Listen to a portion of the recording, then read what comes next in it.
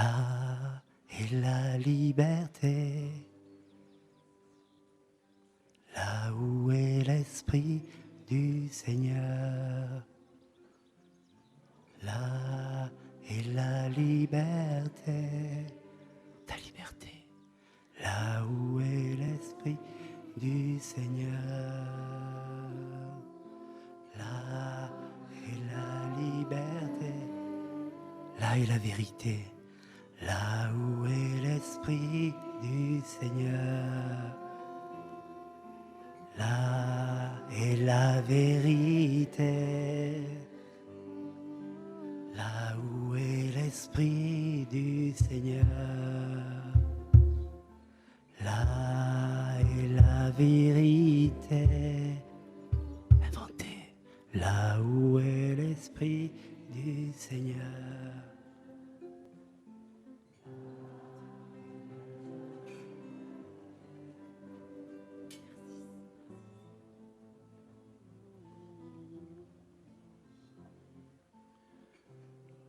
Reçu dans Romains 12, 11. Soyez actifs et non paresseux. Soyez enthousiastes grâce à l'Esprit et servez le Seigneur. Gardez la joie de l'espérance, supportez les épreuves et persévérez dans la prière. Romains 12, 11 et 12.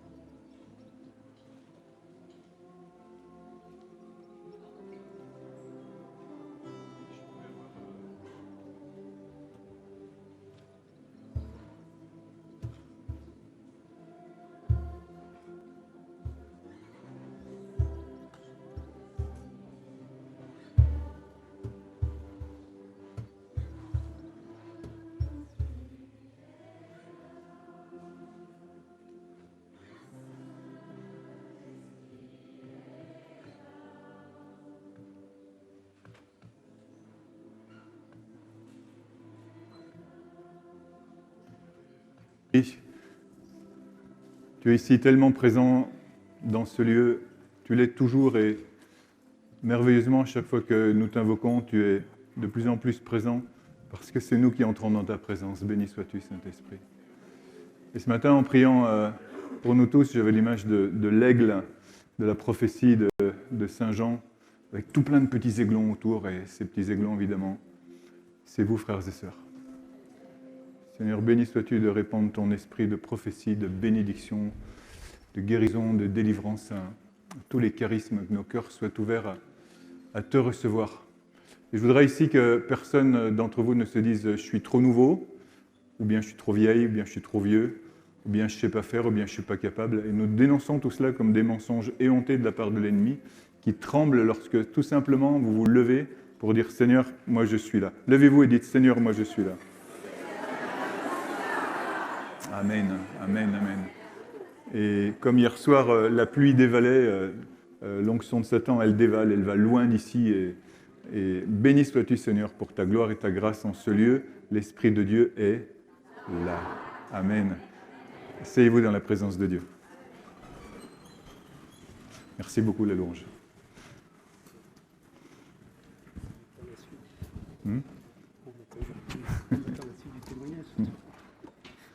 Tu vas pas trop loin, hein. Vers la fin, on refera une effusion de l'esprit.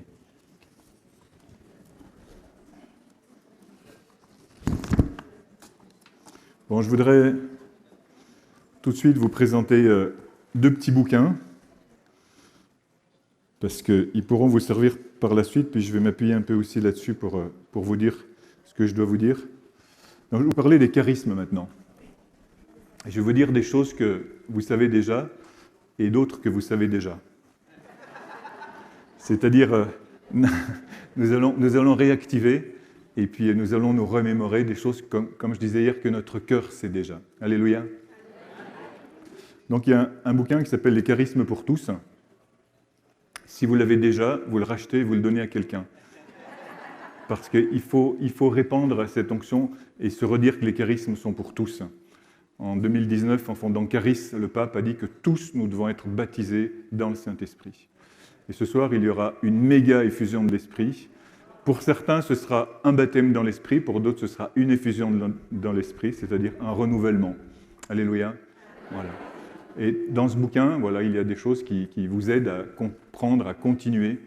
Et en particulier parce qu'il s'appelle Les charismes pour tous, et en continuant mon histoire que j'ai commencée hier. Oh, puis non, je ne vais pas la raconter parce que ça va vous lasser. Bon, allez, d'accord. Allez, d'accord, je vais vous la raconter. Eh bien, alors, il y a quelques bribes là-dedans, mais pas tellement. Mais en fait, le sucre de ce livre, et de ce que je vais vous dire maintenant, et je voudrais vraiment que nous puissions tous l'accueillir, et moi en premier, c'est que notre vie est magnifique. Est-ce que tu peux dire « ma vie est magnifique » ? Et ça brise plein de paroles de malédiction que tu t'es dit « oh là là, j'aurais dû mieux faire ci, j'aurais dû mieux faire ça ». Le Seigneur, il s'en fout de ça. Le Seigneur, c'est important de comprendre qu'il veut que tu agisses maintenant en lui. Et à partir de ta vie, tu peux obtenir et grandir dans tous les charismes, et j'expliquerai mieux ce que c'est pour ceux qui viennent ici pour la première fois. Qui est-ce qui a jamais participé à une assemblée charismatique ? Levez la main. Oh, vous êtes au bon endroit. Alléluia. Soyez archi bénis. Très bien. Amen. Et puis le deuxième bouquin, il s'appelle « En route vers la guérison ». Donc il explique comment prier pour la guérison. Il donne aussi plein de trucs. Justement, est-ce qu'on doit aller voir tel guérisseur ? Est-ce qu'on doit pratiquer ceci ou cela ? L'acupuncture, avec vos réponses malignes, l'acupuncture, vous en pensez quoi ? L'homéopathie, vous en pensez quoi ? Moi, je suis plus nuancé que vous là-dessus, d'accord ? Je suis plus nuancé que vous là-dessus. Et j'explique là-dedans, d'accord ? Je ne dis pas que vous devez foncer tête baissée, d'accord ? Je dis que, voilà, on doit, ok ? Alors, il y a des conseils, quand on va voir un thérapeute, il y a des conseils absolument, voilà. Et ça dépend sur quoi il s'appuie, ça dépend sur... Alors, si évidemment il s'appuie sur des idéologies qui ne sont pas celles de Jésus-Christ, on balance, voilà. Donc voilà, il y a plein de conseils avec des prières à la fin. Après, tout le reste, c'est clair que tout ce qui est Reiki, coupeur de feu, truc machin, c'est à la poubelle. Okay, c'est clair et net. Voilà, mais voilà, j'explique un peu tout ça dans ces deux bouquins qui sont en vente à la librairie là-bas. Donc, si je reprends mon histoire d'hier, ça va, il fait beau ? Ok. En tout cas, si les nuages arrivent, on se remet tout de suite à prier. Hein. Hier, on a eu une super belle veillée mariale, non ? Ah, quel bonheur hier soir. Amen. Merci Jésus, merci Marie. Peut-être parce qu'on n'avait pas assez prié Marie. Merci Marie. Merci Marie.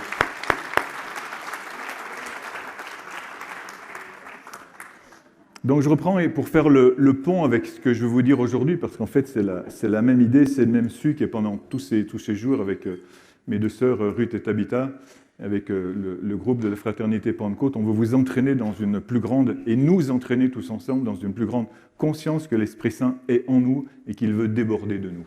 Et que donc que tout ce que nous avons vécu dans notre vie est archi précieux. Même les échecs, peut-être même surtout les échecs. C'est par les plaies de Jésus, n'oublions pas que nous sommes guéris. Alléluia. Et donc, j'en étais resté au point où je suis à Rome, exactement, et je suis sans permis de séjour en Italie, sans permis de travail, recherché par la police en France. Là, en Italie, on ne me connaît pas, mais j'arrive à passer au travers des mailles en travaillant, et c'est ça la grande nouvelle dont je vous ai parlé, de ce que l'Esprit Saint avait fait juste en disant une petite parole comme ça. Et il les dit à tout le monde, ces paroles. Et vous savez, je les ai conscientisées bien longtemps après. Cette parole où dans le jardin public à Gênes, on me disait, l'Esprit Saint me disait, maintenant tu es seul. J'ai jamais pensé que c'était l'Esprit Saint à ce moment-là. C'était une voix, mais j'ai même pas conscientisé que c'était une voix.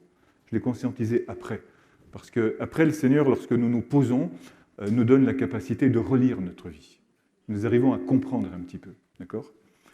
Et à Rome, en sortant de ma double hépatite virale, parce que je ne savais pas que j'avais eu la B et la C, mais en même temps, j'avais bien morflé avec 2 mois d'hôpital, je suis hébergé pendant 2 ans chez des jeunes à Rome, où je vais apprendre la fraternité, je vais apprendre la pauvreté, je vais apprendre la chasteté, parce que ce sont des frères et des sœurs, des cousins et des cousines, qui vivent ensemble dans un sous-sol, 2 pièces en sous-sol à Rome, ils sont très pauvres. Et ils vont bosser. Moi, je n'ai pas de permis de bossage, donc j'apprends à faire les pâtes italiennes. je suis imbattable. J'apprends à faire les courses avec pas d'argent ou presque rien, et puis en se débrouillant, en trouvant de la bouffe pour 7 personnes. Eux, en attendant, l'argent commence à rentrer parce qu'il se trouve des boulots.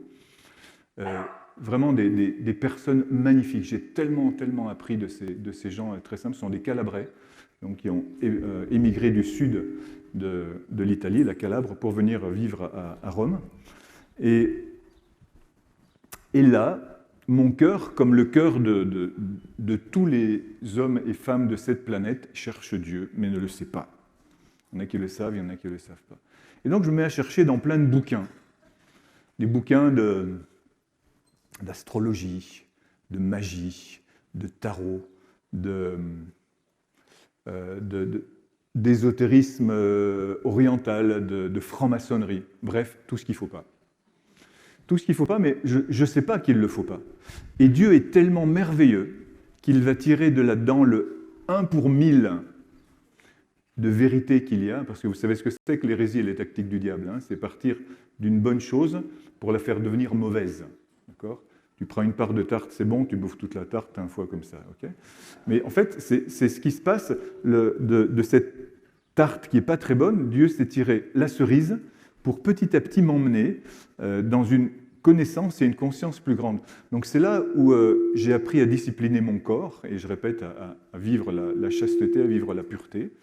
C'est là où j'ai arrêté aussi le hashish, parce que j'étais un très grand fumeur de hashish, et grâce à ces jeunes, j'ai appris la fraternité. En fait, le problème de la drogue, c'est un problème de manque de relation. D'accord ? C'est un problème de manque d'affection.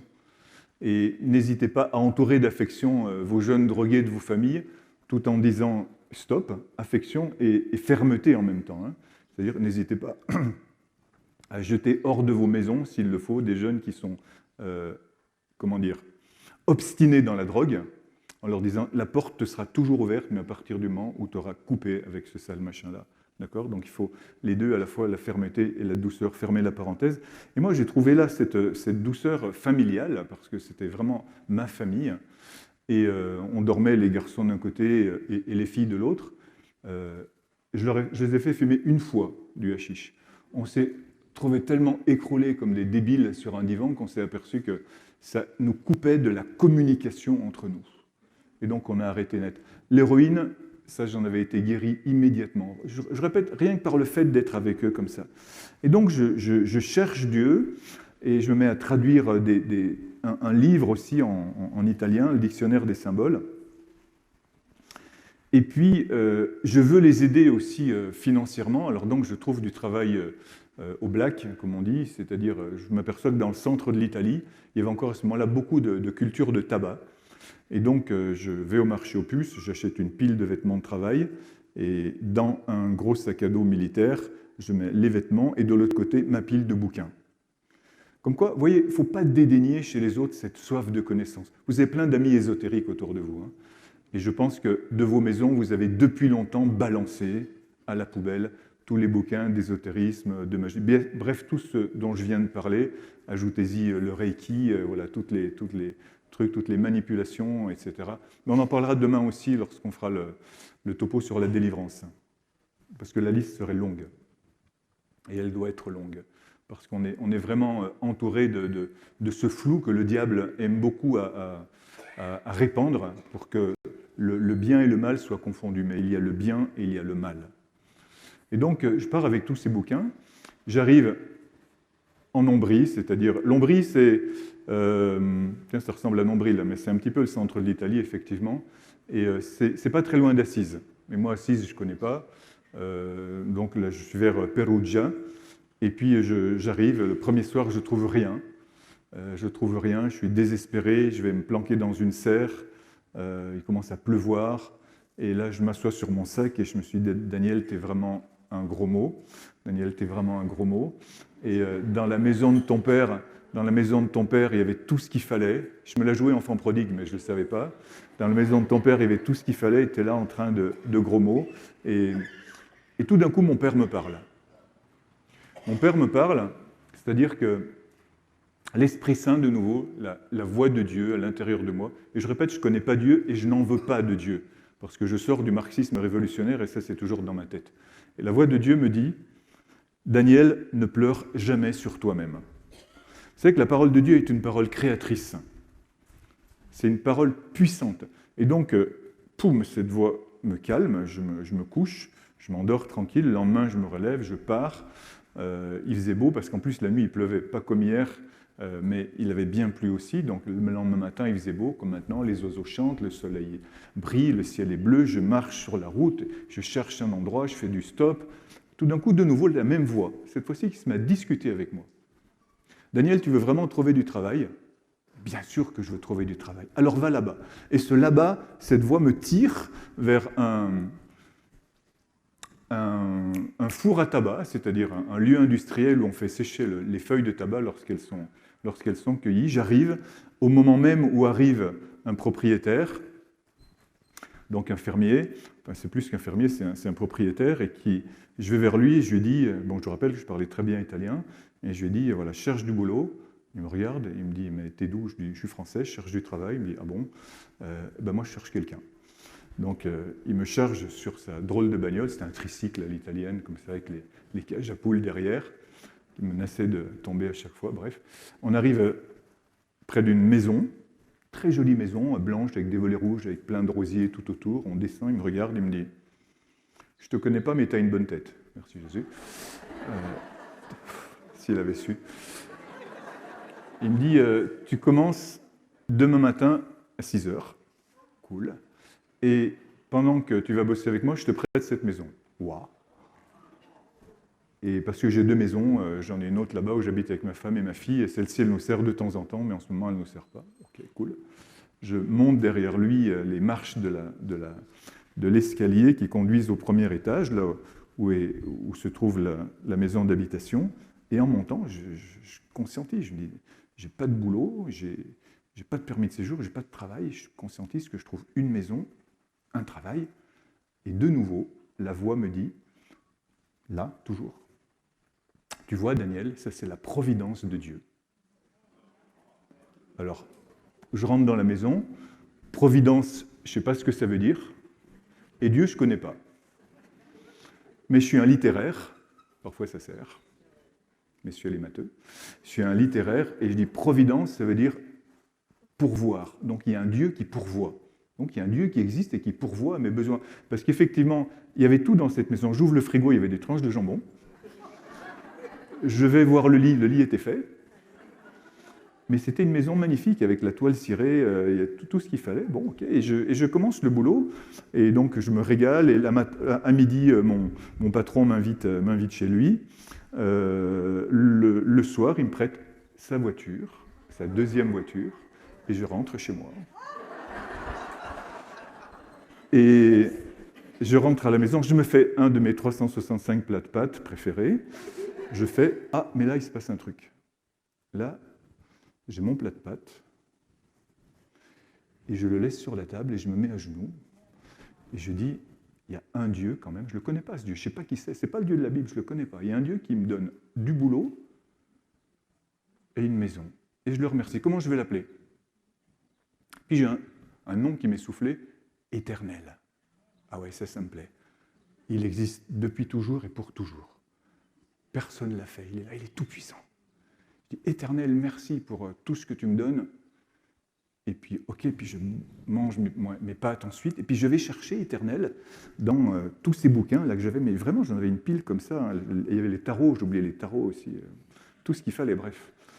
Et puis, et dedans c'était glissé, devinez quoi ? La Bible. Parce que j'étais allé voir un prêtre, le prêtre, honnêtement, je ne sais pas comment le dire, hein. Enfin, en fait, j'étais allé le voir parce que j'avais besoin de quelqu'un qui m'aide à trouver du boulot. Il paraît qu'ils aident. Effectivement, j'étais allé le voir. Il n'avait pas pu m'aider.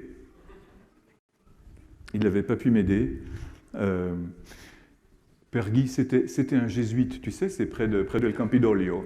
Tu sais, et c'est grâce à lui que j'ai eu cette Bible que j'avais gardée. Et qu'un jour, comme ça, un soir, au milieu de tous ces bouquins, j'ouvre, poum, poum. Je fais la première ouverture charismatique de ma vie, et je lis je suis le chemin, la vérité et la vie.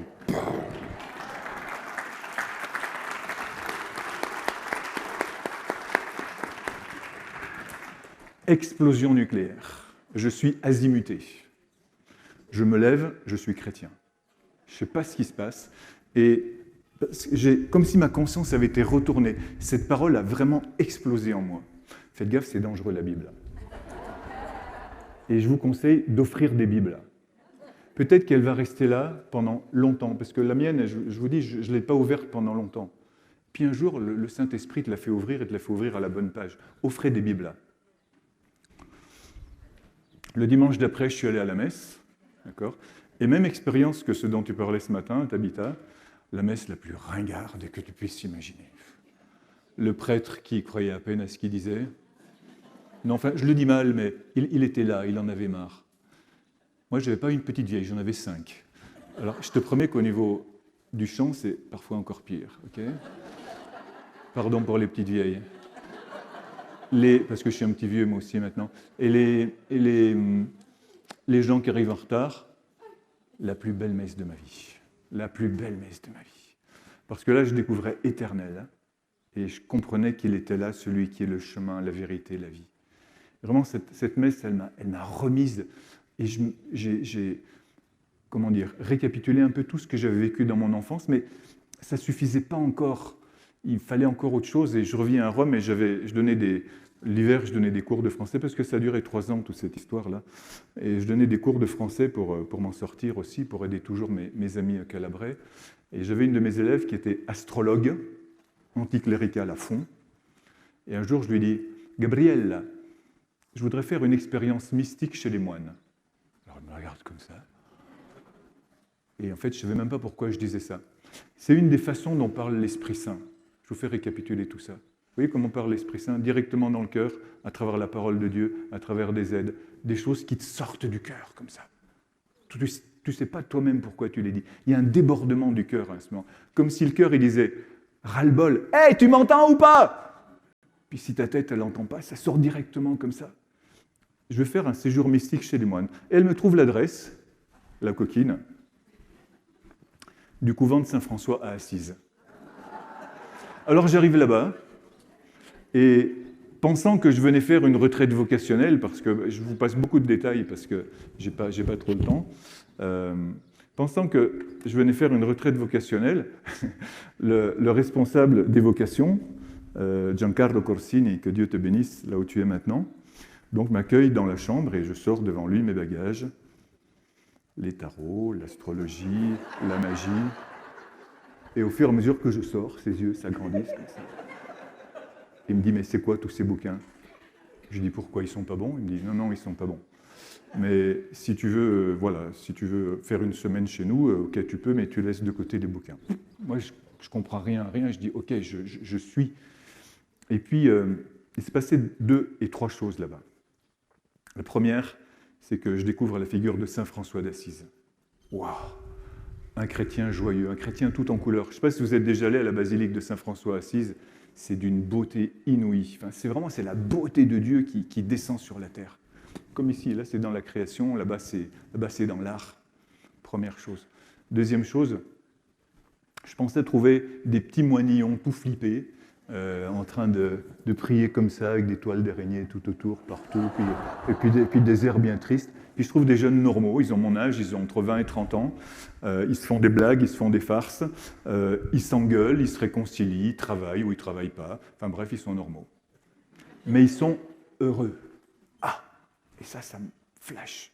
Et puis le troisième truc qui se passe, c'est qu'un jour, le recteur, Giancarlo Corsini, se met célèbre la messe, et quand il célèbre sa messe, poum, poum, poum, j'ai 3 torpilles qui m'arrivent. Poum, poum, poum. 7 ans, 12 ans, 15 ans. Et là, je me rappelle. C'est-à-dire ces 3 appels vocationnels que j'avais eus, que j'avais complètement enfouis à l'intérieur de moi. On a une capacité d'oubli, frères et sœurs. C'est terrifiant. C'est terrifiant, cette capacité d'oubli.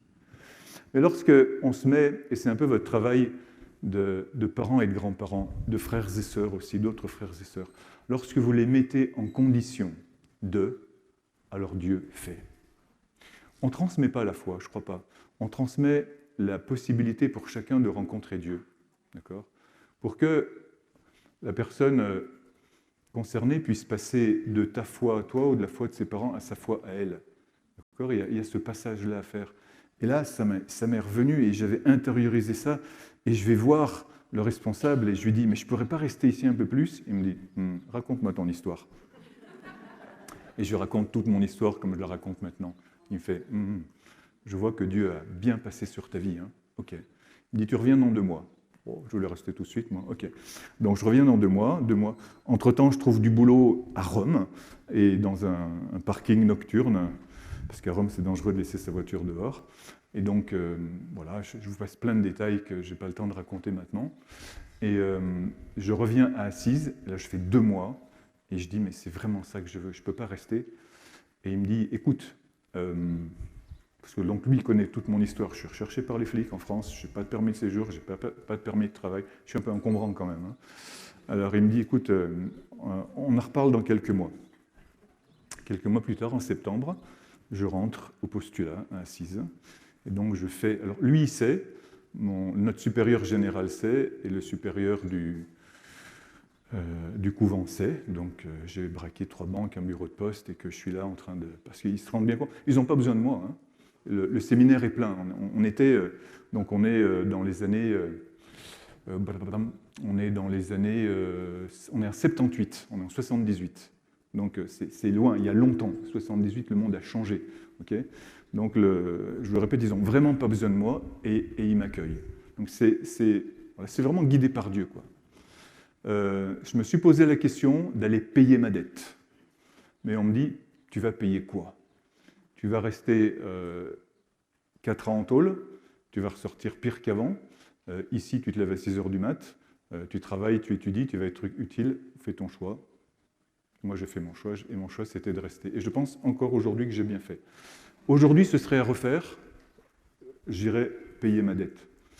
C'est-à-dire, j'irais en tôle aujourd'hui, je le ferais aujourd'hui. Mais pourquoi? Parce qu'à l'époque, je n'étais pas prêt à faire ça. Je n'avais pas la maturité et je n'avais pas la solidité intérieure pour aller passer 4 ans en tôle et en sortir indemne. Donc je crois que pour moi, le chemin était différent. Chacun jugera ou ne jugera pas, ça m'est bien égal, mais je sais que pour moi, à l'époque, c'était ça. C'était un chemin de Dieu. Et donc, je finis mes études. Au bout de 10 ans, donc, il y a ce qu'on appelle une amnistie, hein, c'est-à-dire qu'il y a une prescription exactement. Donc au bout de 10 ans, voilà, ce matin, j'ai pris mon petit-déj avec un commissaire de police en face de moi. De la PJ, tu étais à la PJ, c'est ça, voilà. Et donc, voilà, on s'est raconté nos histoires. Donc, au bout de 10 ans, j'ai eu cette prescription. Donc, mes affaires se sont réglées. J'ai réglé mes affaires aussi avec le service militaire, parce que là, ils ne te lâchent jamais. Mais quand je suis allé faire mon service militaire en caserne, en France, ils m'ont dit, vous êtes trop vieux. J'ai dit, merci, ciao. Et donc, voilà, ça s'est terminé comme ça. En fait, la suite... Alors, je dis quand même au passage une chose. Mes parents, pendant ces 10 ans de clandestinité, parce que c'était 10 ans de clandestinité en Italie, sont venus me voir 30 fois. Clandestinement, ils sont venus me voir 30 fois. C'est-à-dire qu'ils poussaient la bagnole moteur arrêté jusqu'au bout de la rue, ils allumaient la voiture au bout de la rue, ils mettaient en marche et ils partaient et ils faisaient 1000, 1500, 2000 km pour venir me voir, toujours en Italie, là où j'étais. Et c'était 5 jours de bonheur, et quand on se quittait, c'était des heures de larmes. Ça, j'ai pas tout su tout de suite, hein, parce que j'étais un peu dans ma folie d'avancer. Eux, ils conscientisaient un peu plus. Je suis après tout ça, tellement que c'était très dur pour eux, quoi. Hein. Et je bénis vraiment leur courage et leur sensibilité, leur patience. Vous voyez, je vous dis ça aussi parce que on est parents jusqu'au bout. Et je sais que plusieurs d'entre vous, vous êtes venus me confier vos souffrances, vos difficultés. Tenez bon, Dieu agit. Tenez bon, Dieu agit, tenez bon. Dieu agit, et vous voyez, c'est aussi pour ça que je vous raconte cette histoire.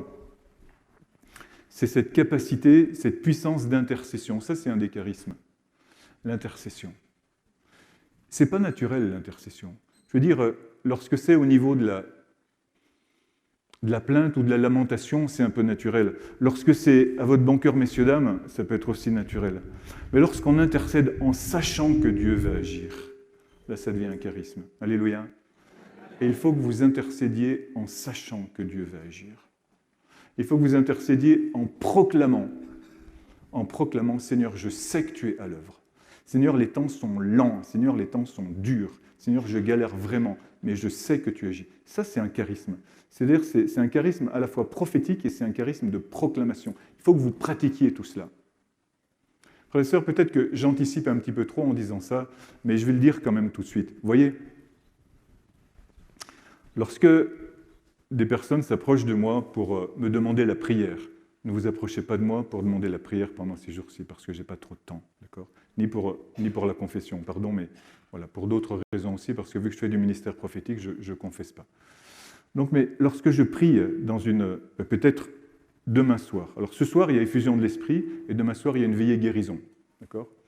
Et lorsque je prie individuellement pour des personnes, et que je leur apprends aussi à prier, je leur dis comment il faut faire, et je prie pour elles, et que dès que j'ai terminé la prière, une demi-seconde après, tout de suite, la personne me dit « Mais vous savez, mon père, c'est vraiment dur parce que… » Là, je dis « J'ai perdu mon temps. » Et toi aussi, tu as perdu ton temps. Parce que nous avons des habitudes de nous plaindre, d'accord ? Et je vous disais hier soir, le démon nous impacte à travers nos sensations, à travers nos émotions, d'accord ? Et Dieu nous impacte à partir de sa parole.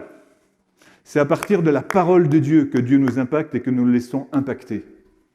C'est-à-dire que lorsqu'on prie pour quoi que ce soit, on s'appuie ni sur nos sentiments, ni sur notre volonté, ni même sur notre foi. Parce que si tu vas interroger ta foi, tu t'aperçois que ta foi, elle n'a pas la foi. Tu t'appuies sur la parole de Dieu et tu t'appuies sur Dieu. Alléluia. Ah non, je veux un amen plus massif que ça. Et donc,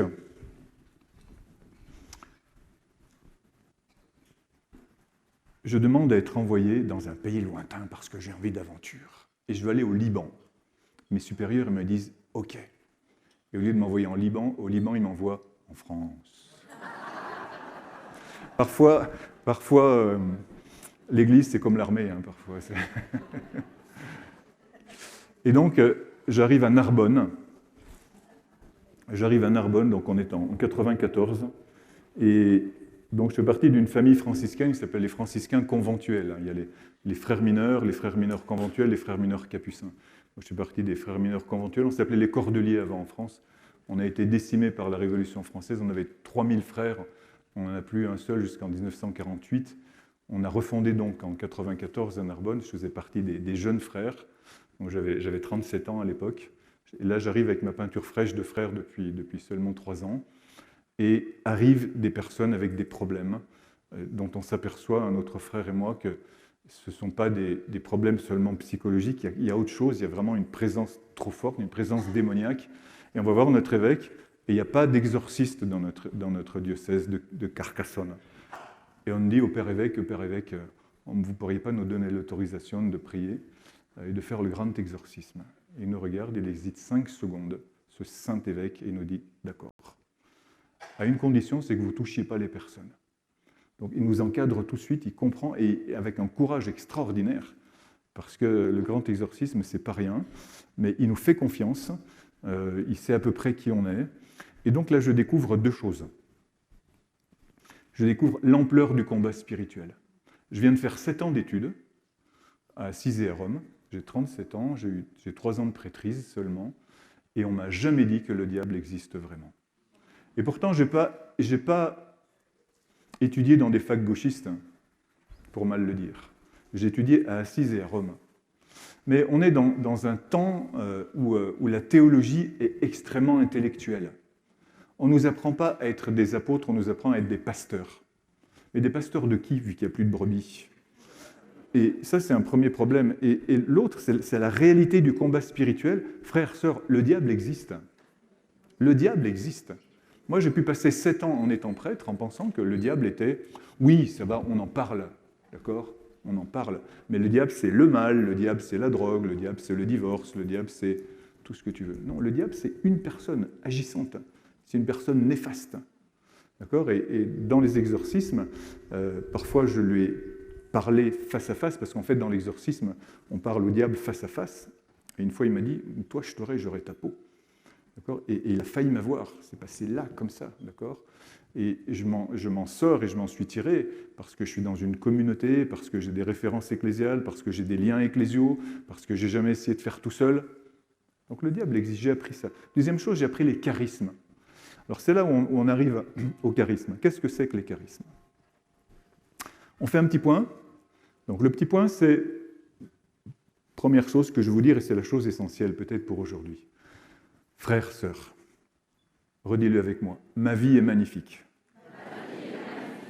Ok. Parce que, on va continuer à le dire, parce que Jésus a toujours été avec moi. Saint-Esprit, tu ne m'as jamais lâché. Père du ciel, tu es vraiment mon papa. Et Marie, je sais que tu as toujours été là aussi. Dans l'assemblée des saints. Et je suis appelé à devenir saint.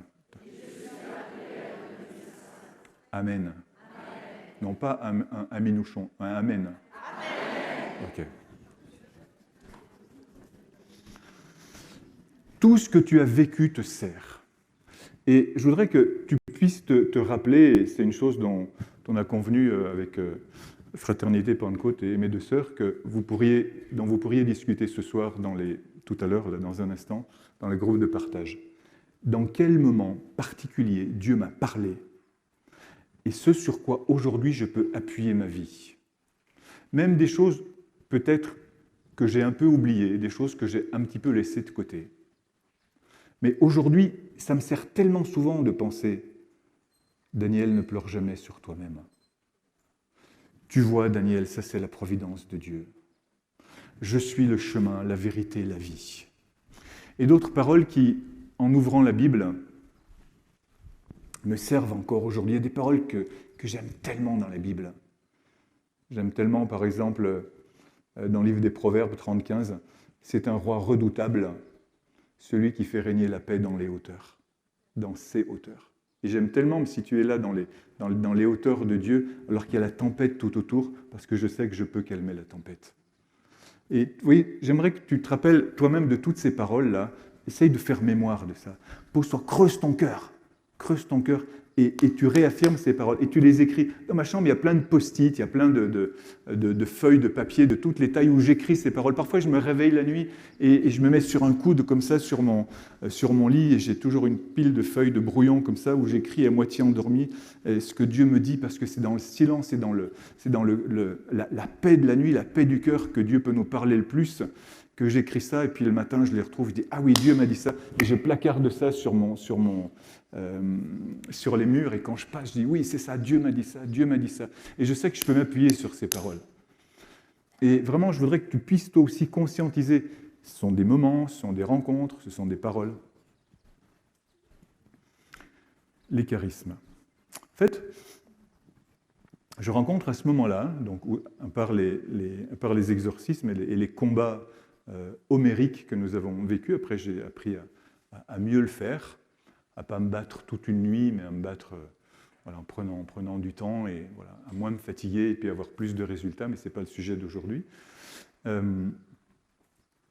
J'ai appris les charismes. Il y avait là deux femmes, Jacqueline et Marianne, paix à leurs âmes, elles sont au ciel maintenant, déjà d'un certain âge par rapport à moi. L'une était vraiment beaucoup plus âgée, elle avait près de 80 ans, qui m'ont appris le charisme de prophétie et pour discerner dans les cœurs.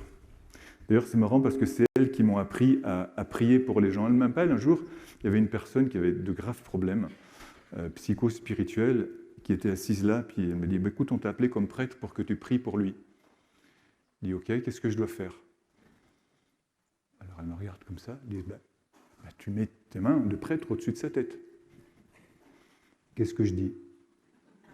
Elle me regarde comme ça, elle dit « Tu dis Père du ciel, au nom de Jésus, fais descendre ton Esprit Saint. Père du ciel, au nom de Jésus, fais descendre ton Esprit Saint. » Ça a commencé comme ça. Vous savez, on rit, mais c'est très bête. On ne nous a pas appris à faire ça, nous les prêtres. C'est scandaleux, hein? On sait plein de trucs. On a une tête comme ça, on sait plein de trucs. Mais on ne nous a pas appris à descendre dans le concret. On ne nous a pas appris le combat spirituel.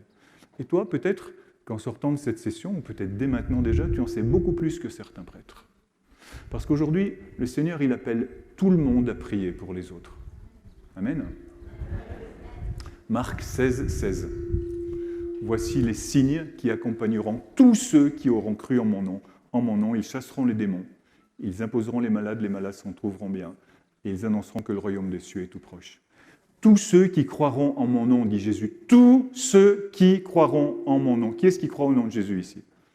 Alors ça veut dire que tu es capable de pratiquer ces charismes, de guérison, de délivrance et de libération. C'est la parole de Dieu. Est-ce que la parole de Dieu ment?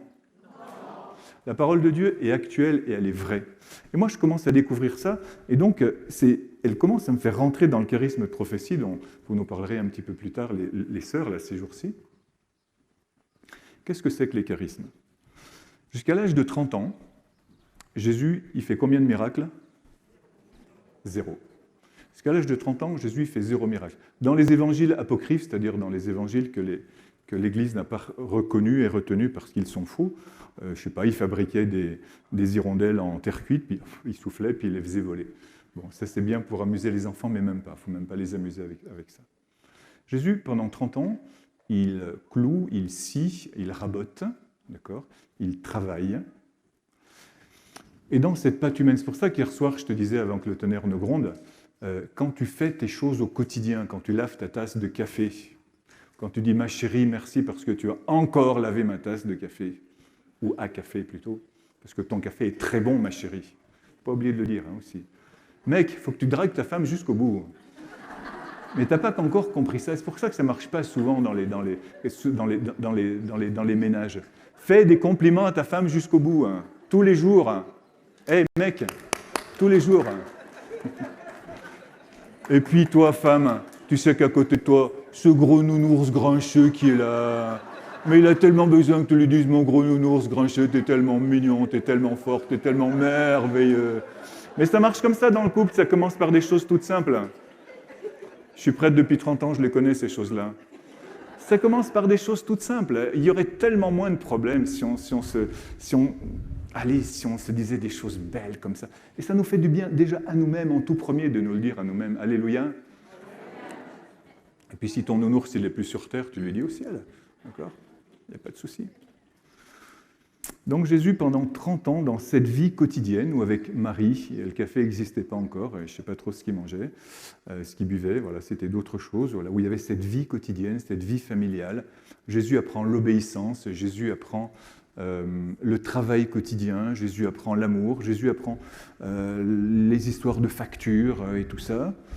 Eh bien, il est avec son Père, d'accord ? Il est dans l'obéissance avec son Père.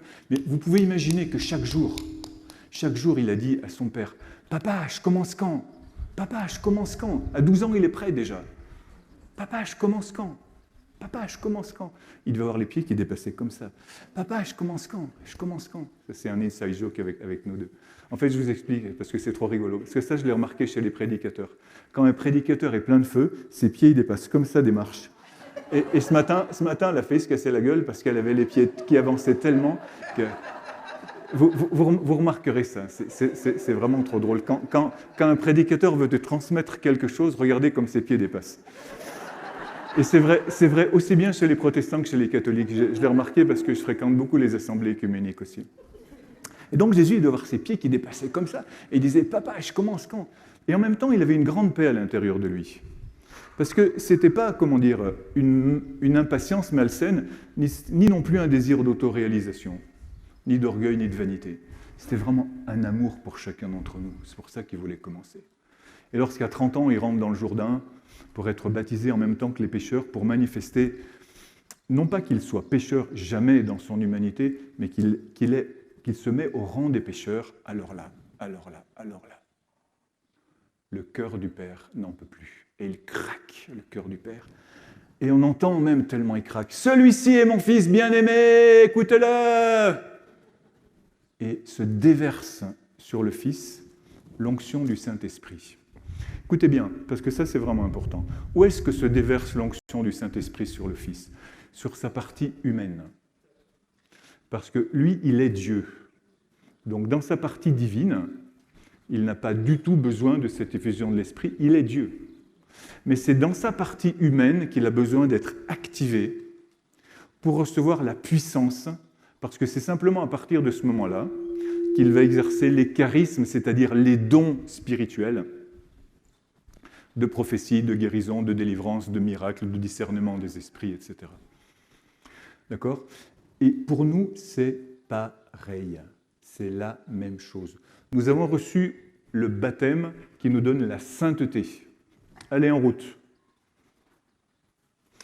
Mais nous avons aussi besoin d'être activés dans notre dimension psycho-spirituelle pour nous aussi pouvoir exercer les charismes. Donc les charismes tous les charismes, aussi bien les charismes de puissance, de ceux que je viens de décrire, vous les trouvez dans la première lettre aux Corinthiens, chapitre 12, 13, 14, et vous les trouvez dans mon petit livre rouge là aussi, ils sont tous racontés, et d'autres encore, parce que il y a, comme je disais, les charismes de puissance, donc de délivrance, de prophétie, de parole de connaissance, qui est une sous-catégorie de la prophétie, les charismes de discernement des esprits, le chant en langue, l'interprétation des langues. Et tout ça, ce sont les instruments que Jésus va utiliser pour évangéliser. Parce qu'avant, il n'a pas de puissance, Jésus. Jésus n'a pas de puissance avant l'âge de 30 ans. Il est Dieu. Personne, ça ne lui enlève. Il est Dieu. Mais il n'a pas la puissance. L'Esprit Saint que tu reçois te donne la puissance. Tu sais quand tu l'as reçu ? À la confirmation. Mais personne ne te l'a dit. Mais personne ne te l'a dit que tu avais la puissance à ta confirmation. Pourquoi personne ne te l'a dit ? Parce que l'Église elle-même l'avait oublié. Tu sais depuis quand l'Église l'avait oublié ? Depuis le IVe siècle. Ça fait longtemps. Pourquoi ? Qu'est-ce qui s'est passé ? Eh bien, lorsque Jésus va prêcher comme cela pendant ces 3 ans, il va prêcher avec puissance. Il va prêcher avec puissance. Quelle est cette parole qui est prononcée avec puissance, avec autorité et puissance, nous dit la parole de Dieu. L'autorité, c'est le mandat que Dieu donne, et la puissance, c'est la force, d'accord ? Et dans ta confirmation, on t'a dit, mon petit, alors je ne sais pas quel âge tu avais, mon petit, ma petite, voilà, maintenant, tu as reçu le sacrement de la confirmation, tu vas aller missionner, d'accord ? Alors, l'évêque, il t'a dit, c'est très bien, il t'a donné une petite tape sur la joue, il t'a dit, va missionner. Et toi, tu as dit, bon, on fait quoi ? Ok ? En fait, tu n'en avais ni le désir, parce qu'on ne t'a pas mis le désir à l'intérieur, et ni on t'a expliqué. Pourquoi ? Parce que à ta confirmation, on t'a donné comme texte de référence Isaïe 11.1. Isaïe 11.1, c'est lorsque on trouve quelles sont les qualités du Messie. Les qualités du Messie, dans le Messie, sur lui reposera l'esprit d'intelligence, de conseil, de sagesse, de force, de piété, de crainte du Seigneur. D'accord ? Il y en a 7. Ce n'est pas exhaustif, là encore, il y en a beaucoup plus. Mais en fait, ça c'est faux, parce que ça, tu l'as reçu déjà au moment de ton baptême. Tu l'avais déjà reçu au moment de ton baptême. Parce que c'est le caractère, c'est ton caractère, c'est le caractère du Messie. Donc c'est ton caractère à toi, c'est ta façon d'être. Et puis ces belles qualités-là, tu les as bien cultivées, et ce sont devenus des fruits, des beaux fruits. Tu trouves en Galates 5, 22, amour, joie, paix, patience, bonté, bienveillance, foi, douceur, maîtrise de soi, et il y en a encore beaucoup plus que ça. Ça, c'est ce qu'on appelle la grâce sanctifiante. C'est ce qui te rend saint.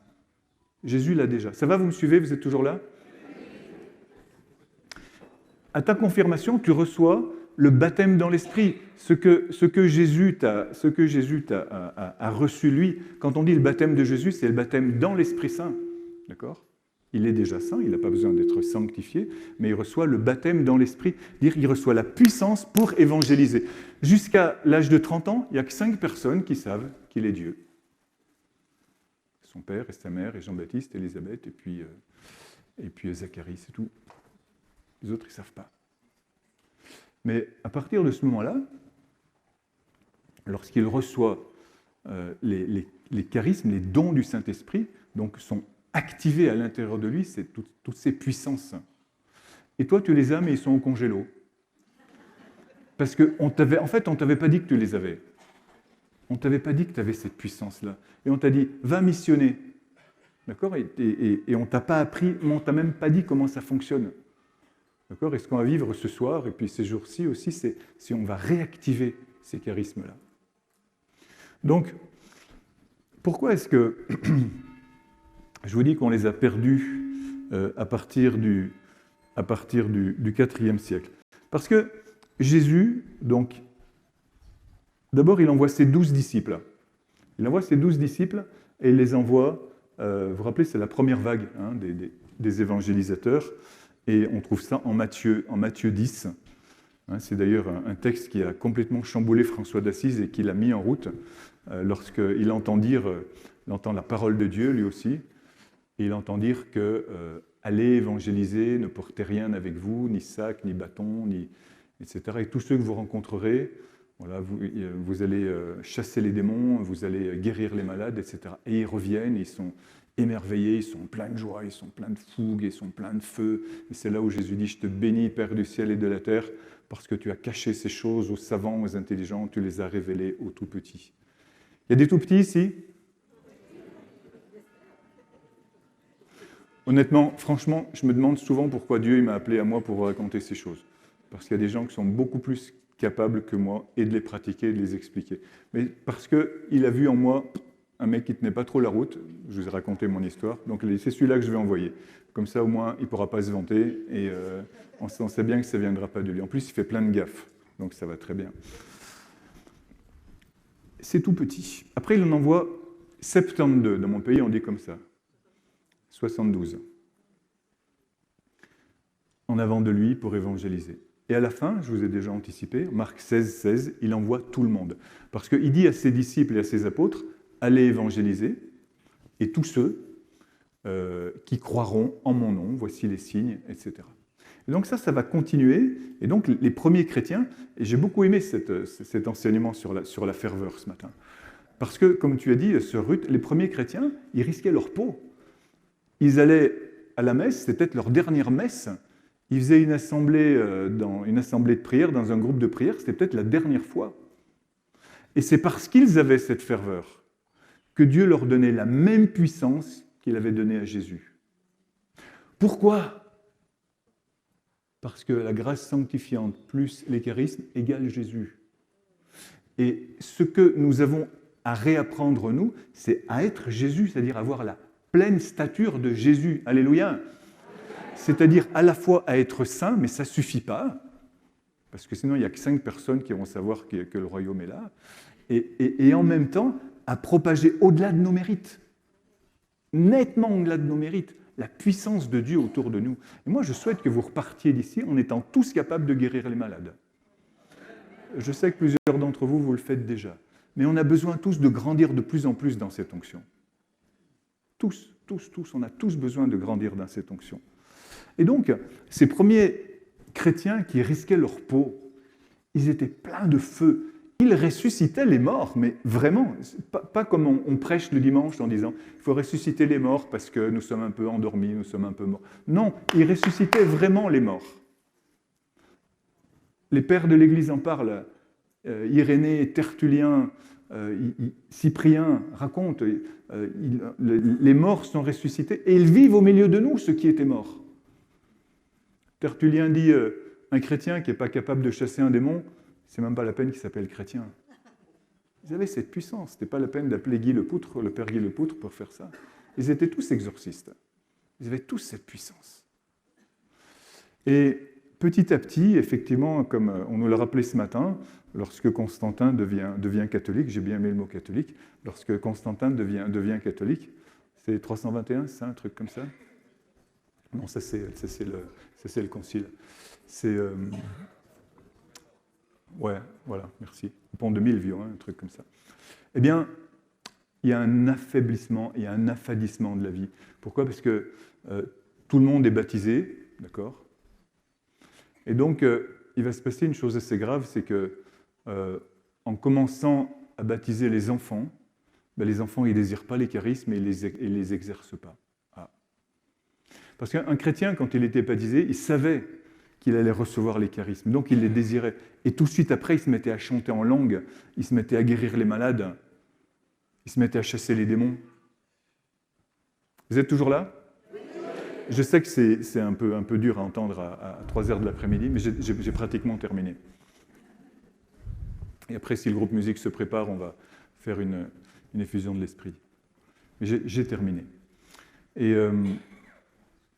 Saint Augustin, le grand Saint Augustin, au début de son épiscopat, il disait non, les charismes, c'était pour les premiers temps, c'est plus pour maintenant. Ce que pense aujourd'hui, hélas, la majorité des chrétiens. Les charismes, c'était pour les premiers temps. Aujourd'hui, on n'a plus besoin de ça. C'était juste pour lancer l'Église. Tu parles quand on n'en a plus besoin. Tu as vu l'état dans lequel est l'Église aujourd'hui? Tu as vu l'état dans lequel est le monde aujourd'hui? Tu parles quand on n'en a plus besoin. Et pourtant, dans cet essor du christianisme où tout le monde est chrétien à l'époque, le grand Saint Augustin qui disait ça, 20 ans plus tard, il disait exactement le contraire. Et il écrivait sur un gros bouquin qui s'appelait le Livre des miracles. Il écrivait tous les miracles qui avaient eu lieu la semaine précédente grâce à l'Eucharistie. Puissance de l'Eucharistie. Nous, à Bruxelles, on a un livre aussi, pas comme ça, qui s'appelle le Livre des merveilles, où là aussi on consigne tous les miracles et toutes les guérisons qu'on est en train de voir. Vous savez, avant qu'on commence à prier pour la guérison, on n'en avait pratiquement pas. Maintenant, on en a plein. Et toi aussi, avant que tu commences à prier pour la guérison, tu n'en avais pas. Mais maintenant que tu vas commencer à le faire, tu en auras plein. Alléluia. Et n'aie pas peur de l'orgueil, parce que tu vas en prendre plein la figure, parce que bien souvent, ça ne va pas marcher. Alléluia. Et ça, c'est excellent. Ça fait grandir la partie sainteté, d'accord, quand ça ne marche pas.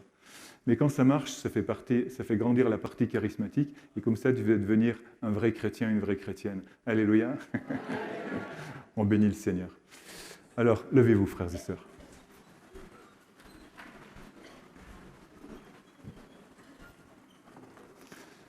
Je vous dis ça pour soulager la librairie là-haut, les charismes pour tous, et en route vers la guérison. Un bon bouquin à offrir, un bon bouquin à pratiquer. Alors, ce que je demande maintenant, l'effusion de l'Esprit, elle aura lieu ce soir, le baptême dans l'Esprit. Et ce que je demande maintenant, c'est que nous puissions faire mémoire, frères et sœurs, de tous les passages de Dieu dans notre vie, justement, qui nous permettent de nous préparer à recevoir les charismes. Et qui ouvrent vraiment notre cœur à la gratitude. Que nous puissions chasser dans le nom de Jésus toutes les paroles de malédiction, d'automalédiction qui sont sur nos vies, tous les poids que Satan a fait peser sur nos vies. Je voudrais vous dire un truc, frères et sœurs. Satan, il a la trouille de chacun d'entre vous. 1, il faut que vous ayez conscience qu'il existe. 2, il faut que vous sachiez que lorsque vous activez la présence de Jésus en vous, il a la trouille. Parce que vous détruisez son royaume. Et ce n'est pas du triomphalisme, ce que je dis. C'est vrai. Nous sommes toujours, écoutez bien ce que le Seigneur m'a indiqué une fois, nous sommes toujours dans le combat victorieux de Jésus. Amen. On n'est pas dans la victoire. Ça, c'est faux. On est dans le combat victorieux. Mais c'est de Jésus. Donc, ce n'est pas notre combat, c'est le sien. Et ce qu'on va demander maintenant, Saint-Esprit, c'est que tu viennes nous visiter dans nos profondeurs pour faire ressurgir ce que nous avions oublié. 7 ans, 12 ans, 15 ans, on a tous ça. On a tous ces moments où tu nous as parlé, Saint-Esprit. Et Saint-Esprit, que tu viennes faire ressurgir à l'intérieur de chacun de nous cette ambition de voir ton royaume. Et que tu puisses nous utiliser, nous aussi, comme Jésus, nous te disons, on commence quand? Parce que François d'Assise, à la fin de sa vie, disait, commençons, frères et sœurs, parce que jusqu'à présent, nous n'avons fait que peu ou rien. Que nous puissions commencer maintenant. Nous avons 40 ans, 50, 60, 70, 80, 90, 95, 101. On commence maintenant. On commence maintenant. Alléluia. Alors viens, Saint-Esprit, et que nous ayons à la fois ce désir. Vous savez pourquoi on a ce désir? Pas parce que c'est écrit, mais par amour pour nos frères et sœurs. On a ce désir, on est tellement content quand quelqu'un s'en va et qu'il a moins mal ou qu'il a plus mal ou qu'il est guéri d'un goitre, d'un cancer, d'un ulcère, d'un mal de dos. On est tellement content pour lui, on est fait pour ça, on est fait pour faire du bien, Saint-Esprit. Oh Adonai, descends, Saint-Esprit.